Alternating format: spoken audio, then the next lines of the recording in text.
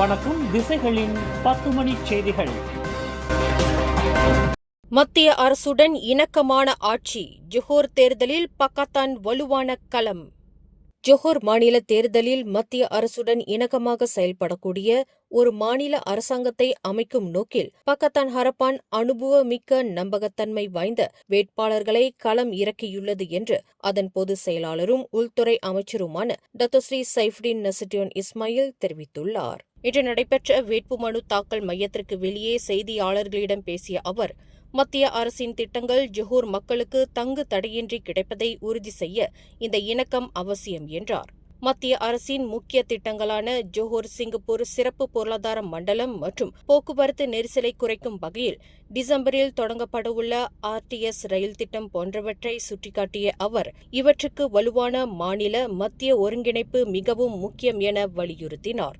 Johor மாநில தேர்தல் ஜூலை 11ஆம் தேதி நடைபெறவுள்ள வேளையில் முன்கூட்டியே வாக்குப்பதிவு ஜூலை 7ஆம் தேதி நடைபெறவிருப்பது குறிப்பிடத்தக்கது.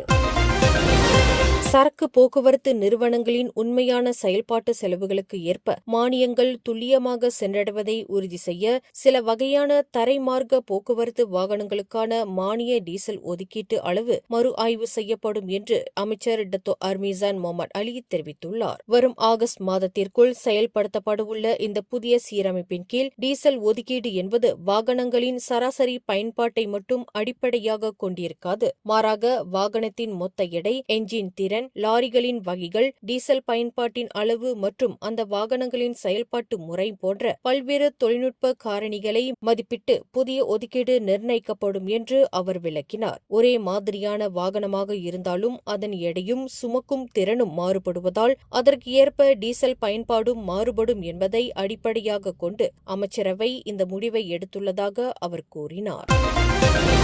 ஜோஹர் மாநில தேர்தலில் பாரிசான் நேஷனல் கூட்டணிக்கு மக்கள் மீண்டும் ஆதரவு வழங்கி வெற்றி பெற செய்வார்களேயானால் அமையவிருக்கும் புதிய மாநில அரசு புத்ராஜயாவில் உள்ள மத்திய அரசுடன் முழுமையாக இணைந்து செயல்படுவதை தான் உறுதி செய்யப்போவதாக துணை பிரதமரும் பாரிசான் நேஷனல் தலைவருமான Datuk Seri doctor Ahmad Zahid Hamidi தெரிவித்துள்ளார்.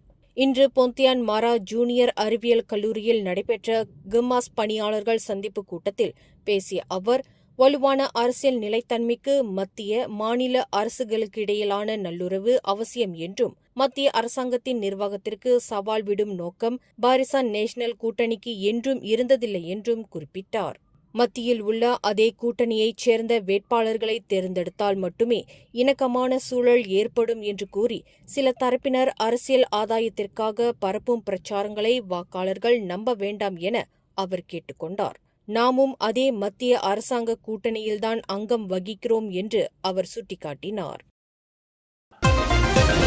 ஜோஹர் மாநில தேர்தலில் PKR கட்சியின் முன்னாள் உறுப்பினர்கள் சிலர் பார்ட்டி பர்சமா மலேசியா வேட்பாளர்களாக போட்டியிடுவதால் தங்களுக்கு எந்த பாதிப்பும் இல்லை என்று PKR உதவித் தலைவர் டாக்டர் ஜலேஹா முஸ்தபா தெரிவித்துள்ளார். கட்சி உறுப்பினர்கள் மற்றும் பொதுமக்களின் ஆதரவு இன்னும் வலுவாகவே உள்ளது என்று கூறிய அவர், தேர்தலில் போட்டியிடுவது அவர்களின் தனிப்பட்ட விருப்பம் என்றார்.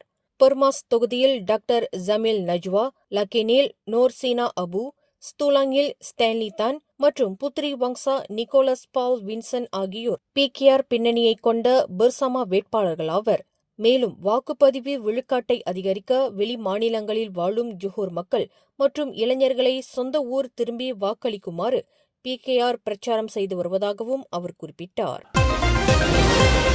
ஜோஹர் மாநில தேர்தலுக்கான பக்காத்தான் ஹரப்பானின் தேர்தல் கொள்கை அறிக்கை வரும் திங்கட்கிழமையன்று கூட்டணியின் உயர்மட்ட தலைவர்களால் இறுதி செய்யப்படவுள்ளதாக அதன் பொதுச் செயலாளர் டத்தோஸ்ரீ சைஃபுடின் நசிடியோன் இஸ்மாயில் தெரிவித்துள்ளார். இன்று நடைபெற்ற வேட்புமனு தாக்கலுக்கு பின் செய்தியாளர்களிடம் பேசிய அவர், தேர்தல் அறிக்கை குழு தனது பணிகளை முடித்துவிட்டதாகவும் பக்காத்தான் தலைவரின் இறுதி ஒப்புதலுக்காக அது காத்திருப்பதாகவும் கூறினார். ஒப்புதல் பெற்றவுடன் சிறப்பு செய்தியாளர் சந்திப்பு மூலம் இது பொதுமக்களுக்கு அதிகாரப்பூர்வமாக வெளியிடப்படும் என்றார். இம்முறை வெற்று வாக்குறுதிகளை தவிர்த்து பொருளாதார வளம், அரசியல் நிலைத்தன்மை, மக்கள் நலன் மற்றும் நல்லாட்சி ஆகியவற்றை உள்ளடக்கிய நடைமுறைக்கு சாத்தியமான வாக்குறுதிகளே தேர்தல் அறிக்கையில் இடம்பெறும் என அவர் குறிப்பிட்டார்.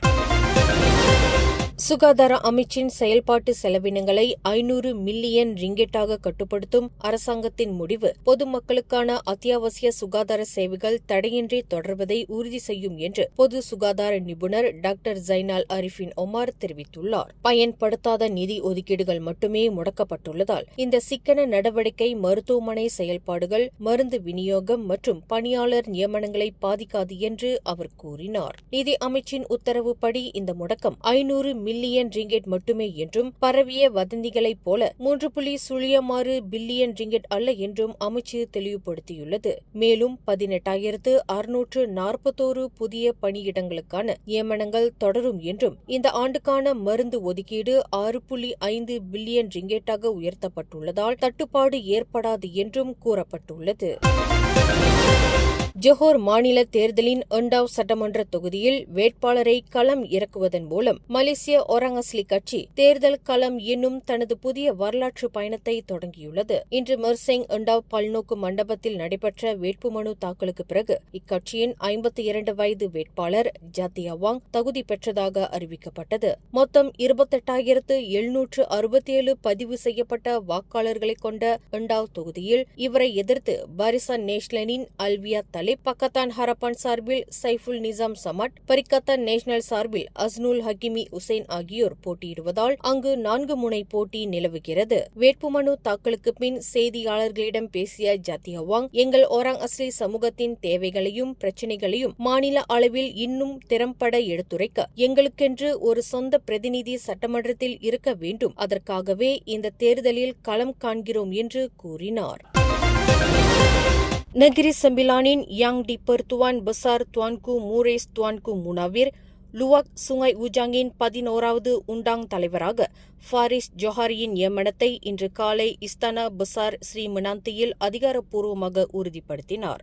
பாரம்பரிய முறைப்படி நடைபெற்ற இந்த விழாவில் புதிய உண்டாங் யாங் டி பெர்துவான் பெசாருக்கு தனது விசுவாச உறுதிமொழியை எடுத்துக் கொண்டதைத் தொடர்ந்து துவான்கு மூரிஸ் அவருக்கு டத்தோ கிளானா பெட்ரா என்ற பட்டத்தை வழங்கி பிரகடனப்படுத்தினார். விழாவில் உரையாற்றிய யாங் டி பெர்துவான் பெசார், தலைவர்கள் அனைவரும் நெகிரி செம்பிலான் அரச பரிபாலனத்திற்கு விசுவாசமாக இருக்க வேண்டும், அரண்மனையுடன் நெருக்கமான மற்றும் மரியாதைக்குரிய உறவை பேண வேண்டும் என நினைவுறுத்தினார். புதிய உண்டாங்காக பொறுப்பேற்றுள்ள 28 வயது ஃபாரிஸ் ஜொஹாரி UITM பல்கலைக்கழகத்தின் கணக்கியல் பட்டதாரி மற்றும் ACCA தகுதி பெற்றவர் என்பது குறிப்பிடத்தக்கது. பெசூட் கடற்பகுதியில் இன்று சனிக்கிழமை அதிகாலை கணவாய் மீன் வேட்டையாடி கொண்டிருந்தபோது 59 வயதுடைய நபர் ஒருவர் திடீரென மரணமடைந்தார். டுங்கூன் ஜெராங்காவ் பகுதியைச் சேர்ந்த அவர் அதிகாலை 1:16 மணியளவில் படகில் இருந்தபோது திடீரென மயங்கி விழுந்துள்ளார். அவருடன் இருந்த நண்பர்கள் முதலுதவி சிகிச்சை அளித்தும் அவரை காப்பாற்ற முடியாமல் போனதாக பெசூட் மாவட்ட போலீஸ் தலைவர் முகமது ரொசாய்மி அப்துல் ரஹீம் தெரிவித்தார். பெசூட் மருத்துவமனையில் நடத்தப்பட்ட பிரேத பரிசோதனையில் அவரது மரணத்திற்கு மாரடைப்பே காரணம் என உறுதி செய்யப்பட்டுள்ளது. இச்சம்பவம் திடீர் மரணம் என வகைப்படுத்தப்பட்டுள்ளது. பெட்டாலிங் ஜெயாவில் உள்ள பூசாட் பெர்டகங்கான் லகுன் பெர்டானா வளாகத்தில் ஷியா மத கோட்பாடுகள் தொடர்பான சட்டவிரோத நடவடிக்கைகள் மேற்கொள்ளப்பட்டதாக கூறப்படும் புகாரை தொடர்ந்து சிலாங்கூர் இஸ்லாமிய சமய விவகாரத்துறையான ஜாயிஸ் கடந்த வியாழக்கிழமை அங்கு அதிரடி கூட்டு சோதனை நடத்தியது. கிடைக்கப்பெற்ற ரகசிய தகவலின் அடிப்படையில் போலீசார், தீயணைப்பு மீட்புத்துறை, குடிநுழைவுத்துறை, மலேசிய தகவல் தொடர்பு மற்றும் பல்லுலக ஆணையம், சுபாங் ஜெயா மாநகர மன்றம் ஆகியவற்றுடன் இணைந்து 120 அதிகாரிகள் இந்த சோதனையில் ஈடுபட்டனர். இந்த சோதனையின் போது அந்த வளாகத்தில் இருந்த 147 ஆண்கள், 51 பெண்கள் மற்றும் 28 குழந்தைகள் என மொத்தம் 226 வெளிநாட்டினர் கண்டறியப்பட்டனர். இவர்கள் அனைவரும் பாகிஸ்தான், இந்தியா மற்றும் வங்காளதேசத்தைச் சேர்ந்தவர்கள் ஆவர். சமய அதிகாரிகளை அவமதித்தல், முரணான கருத்துக்களை பரப்புதல் உள்ளிட்ட பல்வேறு குற்றங்களுக்காக இவர்கள் மீது ஜாயிஸ் நடவடிக்கை எடுத்துள்ளது. கோலாலம்பூர் ஜாலான் கூச்செங்கில் நேற்றிரவு போதைப் பொருளுடன் போலீசாரிடமிருந்து தப்பிக்க முயன்ற இருவர் மற்ற 3 கார்கள் மீது மோதி விபத்தை ஏற்படுத்தியதை தொடர்ந்து கைது செய்யப்பட்டனர். கோலாலம்பூர் தலைமை போலீஸ் தலைவர் டத்தஃபாடில் மாசஸ் கூறுகையில், நேற்றிரவு 7:46 மணியளவில் சந்தேகத்திற்கிடமான முறையில் சென்ற காரை போலீசார் நிறுத்த முயன்றபோது 40 மற்றும் 42 வயதுடைய அந்த 2 சந்தேக நபர்களும் காரை நிறுத்தாமல் தப்பியோடினர் என்றார். இதனைத் தொடர்ந்து வங்சாமாஜு மாவட்ட போலீஸ் தலைமையகத்தின் போதைப்பொருள் குற்ற புலனாய்வு பிரிவினர் அந்த காரை வங்சா மாஜுவிலிருந்து ஜாலான் கூச்செங் வரை துரத்தினர். ஜாலான் கூச்செங்கில் ஏற்பட்ட போக்குவரத்து நெரிசலில் சிக்கிய அந்த கார் கட்டுப்பாட்டை இழந்து அங்கு நின்று கொண்டிருந்த புரோடுவா பேசா, ஹோண்டா சிட்டி மற்றும் புரோடுவா வீவா ஆகிய 3 பொதுமக்களின் வாகனங்கள் மீது பயங்கரமாக மோதியது. இவ்விபத்தில் வாகனங்கள் சேதமடைந்த போதிலும் யாருக்கும் காயம் அல்லது உயிரிழப்பு ஏற்படவில்லை. சம்பவ இடத்திலேயே விரைந்து செயல்பட்ட போலீசார் இருவரையும் கைது செய்து காரை சோதனை செய்ததில் 19.63 கிராம் ஹெரோயின் போதைப்பொருள் பறிமுதல் செய்யப்பட்டது. கைது செய்யப்பட்ட இருவரும் இன்று முதல் காவலில் வைக்கப்பட்டுள்ளதாக டத்தோஃபாடில் மாசஸ் தெரிவித்தார். மேலும் செய்திகளை தெரிந்து கொள்ள கீழே இருக்கும் பெல் பட்டனை அழுத்துங்கள். உங்கள் மகிழ்ச்சியை வெளிப்படுத்த லைக் மற்றும் ஷேர் செய்யுங்கள். தொடர்ந்து திசைகளோடு இணைந்திருக்க சப்ஸ்கிரைப் செய்யுங்கள்.